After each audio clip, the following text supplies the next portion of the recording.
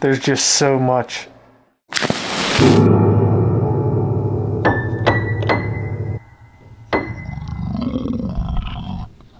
What is up, guys? I'm the Midnight Chronicler.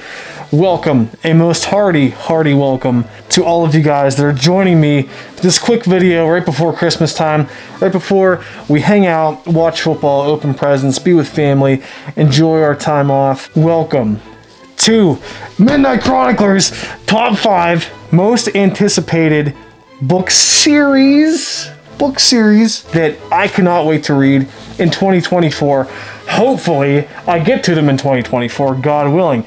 But before we get going, guys, please like and subscribe to the channel. We are so close to 500 subscribers. I can almost see the 500 subscribers through my visor. If you guys have watched a lot of BookTube like I have, you know, especially in the fantasy genre, there is so much out there. There's almost too much to read, and it's like a total frustration for me. You can look at the list of what everyone's talking about and say, yep, I want to read that, I want to read that, I want to read that, right? And there's no time in the day.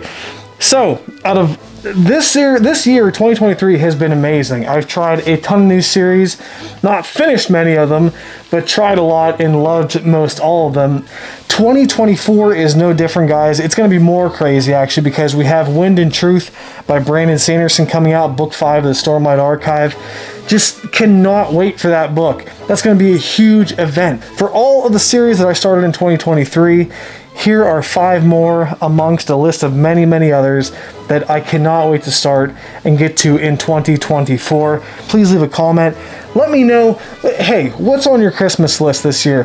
What's on your reading list for next year? I want to know. Let's talk about it, and I'll give you my 5, okay?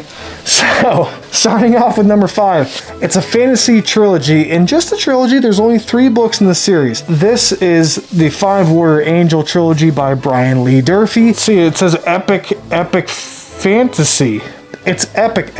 And guys, this is Forgetting Moon. This is book 1 of the 5 Warrior Angel trilogy. And guys, just to pause for a second, Brian Lee Durfee, the author of this book, I mentioned I feel a little bit of a connection with the guy because I also love to write.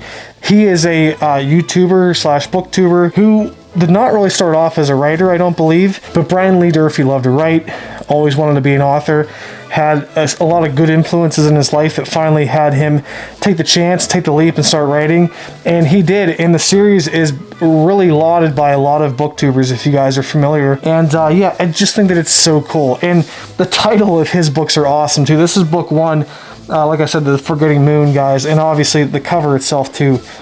Super awesome. I mean, just how cool is that? Yeah, cannot wait. Number 4. Number 4 is kind of a strange one. So you guys may or may not have heard of The Wandering Inn by Pirate Abba. This is a book series that's, as far as I can tell, isn't a physical book. It's just an online sort of thing where there's a website. I think it's Pirate Abba's website. Maybe someone will be nice enough to link down below in the comment section where exactly you can start reading the Wandering Inn series. But regardless, I'm interested because of the mystery around it. It's sort of an adventure in itself to even find the books to start reading them. I don't know a ton about it, but it sounds super interesting. And just an inn itself, that is such a cool fantasy-like setting. I just love that. I'm a big fan of the Kingkiller Chronicles, and a lot of that takes place at an inn, you know, storytelling. I just love that. I love the kind of, you know, like a local bar in your town, but like a, you know, fantasy. I just am so excited to maybe give that series a shot next year, and I'm looking forward to it. My 3rd most anticipated series to start in 2024 is, again, I've had these books since last Christmas. This is The Assassin's Apprentice. This is book 1 of the Farseer trilogy by Robin Hobb. Again, I don't know a ton about this. I do know that the cover is awesome. I love the kind of like old script scroll look of this. I mean, it's just awesome. I'm gonna be in the mood for like a coming of age story, I think. You know, it's not a super long book for the first in an epic fantasy series, which is kind of nice. I'm not biting off too much with this story. Pretty concise, action-packed, good character development, personal adventure story. I just love and appreciate good writing, guys. I don't know how to describe it. Maybe a lot of you are just like, just give me the story.